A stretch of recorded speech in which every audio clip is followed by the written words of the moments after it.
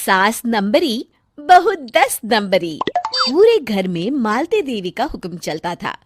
अपनी बड़ी बहू को वो टीवी के रिमोट की तरह कंट्रोल करती थी। चलो, देर हो रही है। 12 बजे से पहले लड़की वालों के यहाँ पहुंचना है। हाँ हाँ, चलती हूँ। मैं तो भगवान से बस ये दुआ कर रही हूँ कि जिस तरह मेरी बड़ी बहू मेरी मुट्ठी में है, उसी तरह मेरी छोटी बहू भी मेरे इशारे पे नाचे। अरे भगवान, भला इस घर में किसकी हिम्मत है जो तुम्हारे खिलाफ जाने की हिमाकत करे। इस तरह मालती देवी अपने छोटे बेटे की भी शादी कर देती हैं। मालती की छोटी बहू फैशन डिजाइनर का कोर्स करके आई थी। उसका सपना था कि शादी के बाद वो अपना खुद का बुटीक खोले।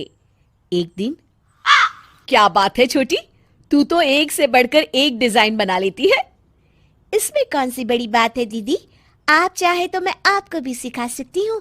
हाँ, फिर हम दोनों मिलकर एक बुटीक खोल लेंगे। लेकिन दीदी, उसके लिए तो बहुत पैसे लगेंगे। हाँ तो क्या हुआ, पैसे माँ जी से ले लेंगे। हाँ हाँ, मेरे पास तो पैसों का पेड़ है ना, तोड़ के तुम दोनों को दे दूंगी। मेरी एक बात अच्छी तरह समझ लो, मैं तुम दोनों को एक ढेला भी नहीं देने वाली। बड़ी आई बुटीक खोलने वाली। ये आप क्या कह रही हैं माँ जी? आप हमारी मदद नहीं करेंगी तो कौन करेगा? अरे अगर बुटीक खोलने का इतना ही शौक है तो अपने माँ बाप से पैसे क्यों नहीं मांग लेती? मेरे पैसों पर क्यों आंख गड़ाए बैठी हो तुम दोनों? इस तरह अपने इरादे स्पष्ट करके मालती देवी वहां से चली जाती है। अरे ये क्या दीदी, माँ जी तो साफ मुकर गई। अब हम क्या करेंगे? तू चिंता मत कर, बुटीक तो खुल के ही रहेगा। कहते हैं कि घी जब सीधी उंगली से नहीं निकलता तो उसे उंगली टेढ़ी करके निकालना चाहिए। माँ जी अपने आप को समझती क्या है?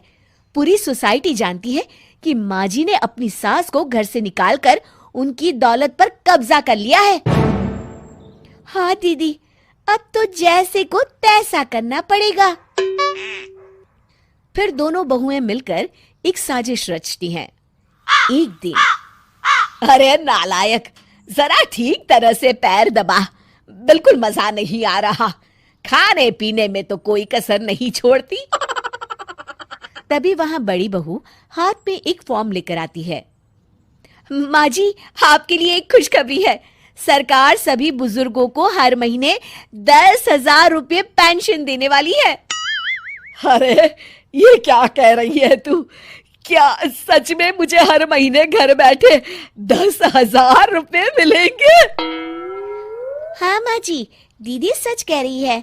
कल टीवी न्यूज में इस बारे में बता रहे थे।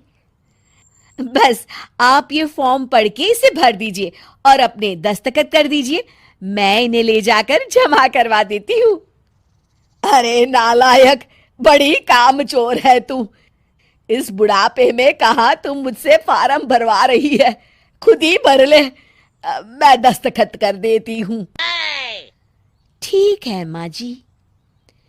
फिर बड़ी बहू बड़ी चालाकी से फॉर्म के पन्नों के बीच प्रॉपर्टी के पेपर छिपा कर रख देती है और उन पर मालती देवी के दस्तखत करवा लेती है।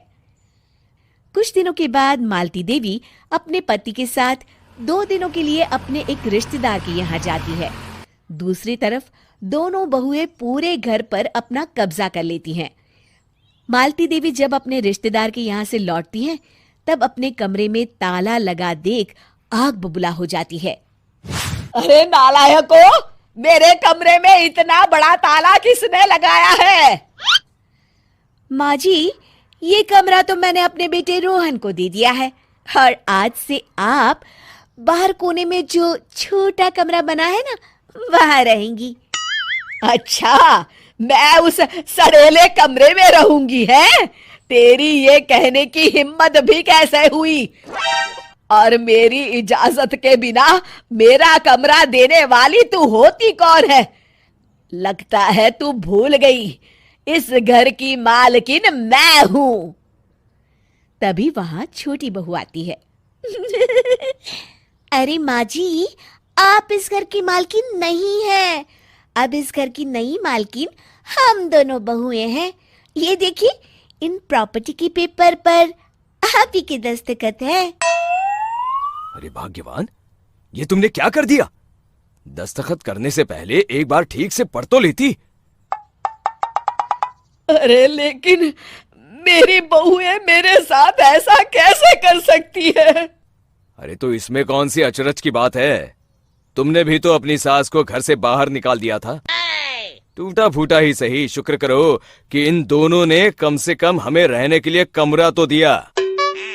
तुमने तो अपनी सास को वो भी नहीं दिया था। आज समझ में आया, जैसी करनी वैसी भरनी। चलो, अपना सामान उठाओ और चलते हैं।